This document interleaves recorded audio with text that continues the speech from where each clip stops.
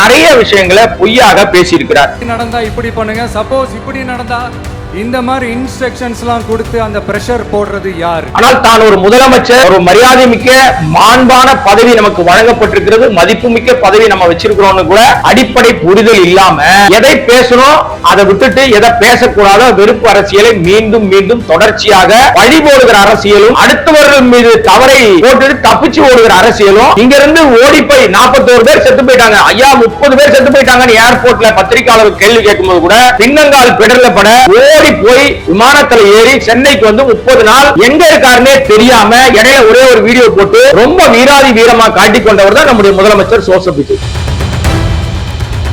சட்டசபையில ஊரே வேடிக்கை பார்த்து பார்ட்டி ஃபண்ட் இருந்தாங்க பேசினேன், உடனே எடுத்தோம் பாரு ஓட்டம்னு ஓடி போயிட்டாங்க எதிர்கட்சி சேர்ந்த. நான் எந்த கட்சி யாரு பேரெல்லாம் சொல்லவே இல்லைங்க, ஆனா அவங்க ஓடி போயிட்டாங்க. ஒரு பச்சை பொய்ய எந்த அடிப்படையில எல்லாருக்கும் அரசு பணியை போடுற மாதிரி அரசு வழக்கறிஞர்களை நீங்களா நியமிச்சு மாவட்ட செயலர் அறிக்கை வெளியிடுவாரு, இதற்கெல்லாம் என்ன பதில்?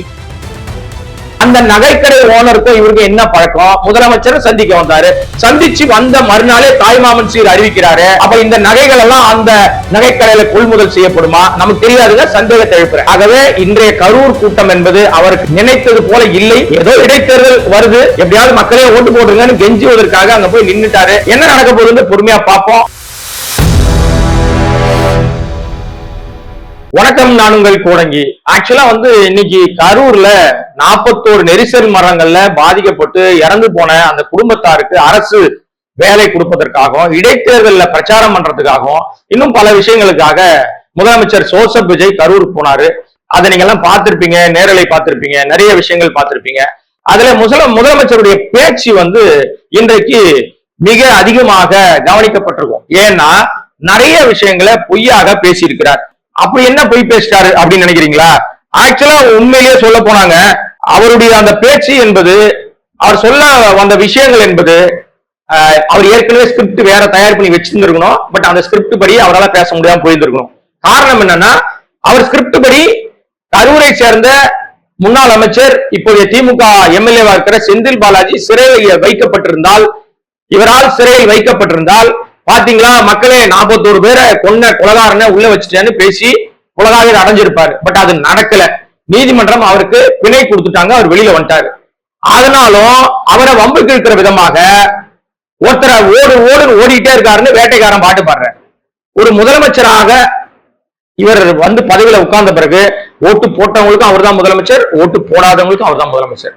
ஆனால் தான் ஒரு முதலமைச்சர், ஒரு மரியாதை மிக்க மாண்பான பதவி நமக்கு வழங்கப்பட்டிருக்கிறது, மதிப்புமிக்க பதவி நம்ம வச்சிருக்கிறோம்னு கூட அடிப்படை புரிதல் இல்லாம ஏதோ 3ஆம் தர மக்கள் பேசுற மாதிரி, 4ஆம் தர மக்கள் பேசுற மாதிரி எதை பேசணும் அதை விட்டுட்டு எதை பேசக்கூடாத வெறுப்பு அரசியலை மீண்டும் மீண்டும் தொடர்ச்சியாக வழி போடுகிற அரசியலும், அடுத்தவர்கள் மீது தவறை போட்டு தப்பிச்சு ஓடுகிற அரசியலும். இங்க இருந்து ஓடி போய் 41 பேர் செத்து போயிட்டாங்க, ஐயா 30 பேர் செத்து போயிட்டாங்கன்னு ஏர்போர்ட்ல பத்திரிகையாளர் கேள்வி கேட்கும்போது கூட பின்னங்கால் பிடர்லப்பட ஓடி போய் விமானத்துல ஏறி சென்னைக்கு 30 நாள் எங்க இருக்காருன்னே தெரியாம இடையில ஒரே ஒரு வீடியோ போட்டு ரொம்ப வீராதி வீரமா காட்டிக் கொண்டவர் தான் நம்முடைய முதலமைச்சர் ஜோசப் விஜய். அப்ப இதுல இருந்து என்ன தெரியுதுன்னா, இவர்களுக்கு இதுவரை அரசியல் நடத்துறோமோ இல்லையோ, நாம நல்லா வெறுப்பு அரசியல் பரப்புறோம், ஆட்சி நடத்துறோமோ இல்லையோ, திமுக தீய சக்தினே சொல்லியே மக்கள்கிட்ட ஓட்டிக்கிட்டே இருப்போம், மக்கள் நம்ம பேசுறத ரசிச்சு கை தட்டிட்டே இருப்பான்.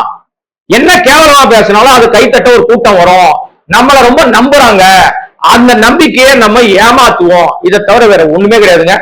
குழந்தைகளை வைத்து ஆட்சி அதிகாரத்துல உட்கார்ந்துருக்காரு. குழந்தைங்கிட்ட தான் சொன்னாரு, அத்தா கிட்ட சொல்லு, மாமாட்ட சொல்லு, அப்பாட்ட சொல்லு, தாத்தாட்ட சொல்லுன்னு ஓட்டை கேட்டு ஜெயிச்சிட்ட பிறகு இன்றைக்கு இவர் பேச்சை பள்ளிகள்ல LED திரையில காமிக்கிறாங்க. அப்படி என்ன அவர் பெருசா அறிவியல் கண்டுபிடிப்புகள் குறித்து பேசினாரா, இல்ல ஏதாவது சாதனை குறித்து பேசினாரா, தான் கடந்து வந்த எவ்வளவு கஷ்டப்பட்டு இந்த நடிகர் நிலைமைக்கு வந்த முதலமைச்சரானு பேசினாரா? எதுவுமே இல்ல. இப்ப பேச முடியுமா? தில் இருக்கா, தைரியம் இருக்கா? ஒண்ணுமே. அந்த கேப்ல நீங்களே பில்அப் பண்ணிக்க வேண்டியதான். புடுங்க முடியாதுன்னு போட்டுக்கலாம், வேற ஏதாவது கெட்ட வார்த்தை போட்டுக்கலாம், எதை வேணா போட்டுக்கலாம். இதுதான் முதலமைச்சர் குழந்தைகளுக்கு சொல்லிக் கொடுக்கிற விஷயமா? இதைத்தான் லைவ்ல காட்டுறதுக்கு முதலமைச்சர் அந்த சகாக்கள் அடிப்பொடிகள் அந்த தாவேகா அந்த இந்த விசிலட்சா குஞ்சுகள்லாம் முயற்சி எடுத்தார்களா? இது மாதிரி அவர் இன்னொரு பொய்யும் பேசினார். இது ஒரு விஷயம். இன்னொன்னு என்ன பேசினார்னா, சட்டசபையில ஊரே வேடிக்கை பார்த்துச்சு. இன்னைக்கும் அந்த காட்சிகள் இணையத்துல இருக்கு, எல்லாரும் உலகம் முழுக்க பார்த்துட்டாங்க அந்த காட்சியை. பார்ட்டி ஃபண்ட் இருந்தாங்க பேசினேன், உடனே எடுத்தான் பாரு ஓட்டம்னு ஓடி போயிட்டாங்க எதிர்கட்சி சேர்ந்த. நான் எந்த கட்சி யாரு பேர்லாம் சொல்லவே இல்லைங்க, ஆனா அவங்க ஓடி போயிட்டாங்கன்னு ஒரு பச்சை பொய்ய அவ்வளவு பேர் கூடியிருக்கும் போது அவுத்து விட்டுருக்காரு நம்முடைய முதலமைச்சர் ஜோசப் விஜய். அப்படி என்ன பச்சை பொய் சொன்னார்னு கேக்குறீங்களா? அவர் பார்ட்டி ஃபண்ட் சொன்ன உடனே எந்திரிச்சு நின்று எந்த பார்ட்டி தைரியம் இருந்தா பேர் சொல்லுங்கன்னு கேட்டது எதிர்கட்சி தலைவர் உதயநிதி ஸ்டாலின். இதை சொல்லுவதற்கு அன்னைக்கும் திராணி இல்ல. 50 நாள் கடந்துட்டாங்க, 60 நாள் ஆயிடுச்சு. இப்போ ஆட்சிக்கு வந்து அந்த அசம்பிளி செஷன் நடந்து கிட்டத்தட்ட ஒரு 50 நாள் இருக்கும். இப்ப வரைக்கும் எந்த பார்ட்டின்னு சொல்லவே இல்லை. சரி, நீங்க தான் நேர்மையாளர், ரொம்ப அப்படியே தூய சக்தி, லஞ்ச லாவண்யமே உங்களுக்கு பிடிக்காது, ரொம்ப நேர்மையாளர், யோகியவான், யார் பார்ட்டி பண்ணுவாங்க நீ இது வரைக்கும் சொல்லல? அதிகாரப்பூர்வமா உங்களுக்கு சொல்வதற்கு ஏன் துப்பு இல்லை உங்களுக்கு? பாட்டிலுக்கு 10 ரூபான்னு பாட்டு பாடினீங்களே, அப்ப பாட்டிலுக்கு 10 ரூபான்னு பாட்டு பாடி ஆட்சியை பிடிச்சிட்டு இன்னைக்கு அதே பாட்டில் 20 ரூபாய்க்கு போகுது. பாட்டிலுக்கு 10 ரூபா போய் பாட்டிலுக்கு 20 ரூபா 30 ரூபா 50 ரூபான்னு வாங்குறாங்க. ஒயின் ஷாப் எல்லாம் குறைச்சிட்டு டாஸ்மாக மணமகள் மன்றங்களை திறந்திருக்கீங்களே, எந்த அடிப்படையில திறந்திருக்கீங்க? அந்த காசெல்லாம் யாருக்கு போகுது? அதுக்கு எடுக்கிற L2 L3 இந்த மாதிரி லைசன்ஸ்கள் கிடைக்கிற வருமானங்கள்ல யாருக்கு போகுது? அங்க யாரு முன்னாடி நிக்கிறா? அந்த பார்ட்டிலாம் எந்த பார்ட்டி? அதை விட கொடூரம், உங்களுடைய கட்சியில சேர்ந்தவர் ஒரு வழக்கறிஞர் ஞான சௌந்தரின்னு பேரு, உங்க கட்சியில மகளிர் அணியில அதுவும் வழக்கறிஞர் பிரிவுல இருக்கிறவங்க ஒரு வழக்கறிஞர், அரசு பணிக்காக அரசு பிபி அரசு வழக்கறிஞருக்காக அவங்க காத்திருக்கும் போது எந்த அடிப்படையில எல்லாருக்கும் அரசு பணியை போடுற மாதிரி அரசு வழக்கறிஞர்களை நீங்களா நியமிச்சு மாவட்ட செயலர் அறிக்கை வெளியிடுவாரு? எந்த அடிப்படையில மாவட்ட செயலர் அந்த போட்டாரு? எம்எல்ஏ லெட்டர் கொடுக்காத சிபாரிசு லெட்டர், அது வெளியில வருது பொது வெளியில. இதெல்லாம் எந்த அடிப்படை? அதோடு இல்லாம இந்த வழக்கறிஞர் பிரிவுக்கு அந்த வழக்கறிஞர் நியமிக்கப்படுவதற்கு 3 லட்சத்துல 30 லட்சம் லஞ்சம் வாங்கியதாக 150 கோடி ரூபாய் ஊழல் நடந்திருப்பதாக ஒரு வழக்கறிஞர் பொது வெளியில வீடியோ போடுறாரு. இதற்கெல்லாம் என்ன பதில்? இந்த பதிலாம் கிடைக்குமா? கிடைக்காது. ஆனா என்ன கிடைக்கும்னா பழி போடுகிற அரசியல் கிடைக்கும். இந்த மேடையில அந்த பஸ் மேல ஏறி நின்று பேசினாலே ஆக்ரோஷமா தான் என்ன பேசுறோன்னே தெரியாம இன்னும் அதே நடிகை மனநிலை, பஞ்சு பேசுறது, டைலாக் பேசுறது, சினிமா பண்றது, இன்னும் இதே மாதிரி இருந்தா எப்ப முதலமைச்சர் ஆவார்? எப்ப அவர் இயல்பாக ஆட்சி நடத்துவார்? குறை சொல்லிட்டே இருக்கிறாங்க அப்படின்னா நீங்க செய்யறதெல்லாம் தவறுன்னு சுட்டி காட்டினா அதுக்கு பேர் குறையா? தாய் மாமன், ஒரிஜினல் மாமன், ரியல் மாமன் கிடையாது, நான் ரியல் மாமன்றார் இல்லையா? 750 கோடி ரூபாய் ஒதுக்கி இருக்காரு. மக்களுக்கு செய்ய வேண்டிய நலத்திட்டம் எவ்வளவோ இருக்கு, அதுக்கெல்லாம் கஜானால காசு இல்லைன்ட்டாரு. 2500 ரூபாய் தரேனாரு. யாருக்கு? பெண்களுக்கு. ஆனா 1000 ரூபாய் ஸ்டாலின் என்ன கொடுத்தாரோ அந்த 1000 ரூபாய் தான் கொடுத்துக்கிட்டு இருக்காரு. அப்ப 2000 ரூபாய் கொடுக்கறதுக்கு காசு இல்ல அப்படின்னா 750 கோடியை ஒதுக்கி தங்க மோதிரம் மாமன் தாய் மாமன் சீர் பண்றதுக்கு கூட துட்டு எங்க இருந்து வந்துச்சு?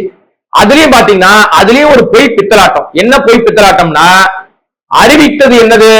தமிழ்நாட்டில் பிறக்கிற அனைத்து குழந்தைகளுக்கும் தாய் மாமன் சீராக 1 கிராம் தங்க மோதிரம் பரிசீலிக்கப்படும் அப்படின்னு தேர்தல் வாக்குறுதியாக சொன்னவர் இன்றைக்கு ஜெயிச்சு வந்த உடனே அரசு மருத்துவமனையில பிறந்தாதான் உனக்கு அந்த 1 கிராம், தனியார் மருத்துவமனையில பிறந்தா நீ குழந்தையே கிடையாதுன்னு சொல்றது எந்த விதத்தில் ஏற்க முடியும்? இதற்கு விடை சொன்னாரா? சொல்லல. ஆனா நான் தாய் மாமன் சீர். ஆனா அதுக்கு முன்னாடியே ஒரு பெரிய நகைக்கடை ஓனரோட மகனை தனியாக இவர் சந்திச்சு போட்டோலாம் எடுத்துக்கிட்டாரு. அந்த நகைக்கடை ஓனருக்கும் இவருக்கு என்ன பழக்கம்? முதலமைச்சர் சந்திக்க வந்தாரு. சந்திச்சு வந்த மறுநாளே தாய்மாமன் சீர் அறிவிக்கிறாரு. அப்ப இந்த நகைகள் எல்லாம் அந்த நகைக்கடையில கொள்முதல் செய்யப்படுமா? நமக்கு தெரியாதுங்க, சந்தேகத்தை எழுப்புறேன். அப்ப எது அடிப்படையில் இதெல்லாம் செய்யறாங்க? இதெல்லாம் தூய சக்தி, யோகியமான சக்தி செய்யற வேலையா? டெண்டர்கள் அரை மணி நேரத்துல டெண்டர் முடிக்கப்படுது, இதுதான் யோகியமான சக்தி செய்யற வேலையா? யோகியமான சொம்பெடுத்து உள்ளவை என்ற மாதிரி கதையா? ஆக இன்றைய அந்த கரூர் பேச்சுல அவர் சொன்ன நிறைய விஷயங்கள் அவருக்கு ஸ்கிரிப்ட் யாரோ எழுதி கொடுத்துருவாங்க, படிச்சுட்டு போயிட்டார். 1% உண்மை இல்லை. இன்னொன்னு, கரூர்ல மக்கள் கூட்டமும் பெருசா இல்ல. கடந்த கரூர் விசிட்டின் போது இருந்த அவ்வளவு பெரிய கூட்ட நெரிசல் இந்த முறை காணும். ஒருவேளை பயத்தின் காரணமா வராம இருந்திருக்கலாம், அல்லது போதும் இவருடைய லட்சணம் 54 லட்சணத்தை பார்த்துட்டு வராம இருந்திருக்கணும், அல்லது இவர்கள் காவல்துறை வச்சு நம்ம எதனா பண்ணிடுவாங்கன்னு பயந்துகிட்டு மக்கள் வீடுகளில் இருந்திருக்கணும். அவ்வளவுதான்.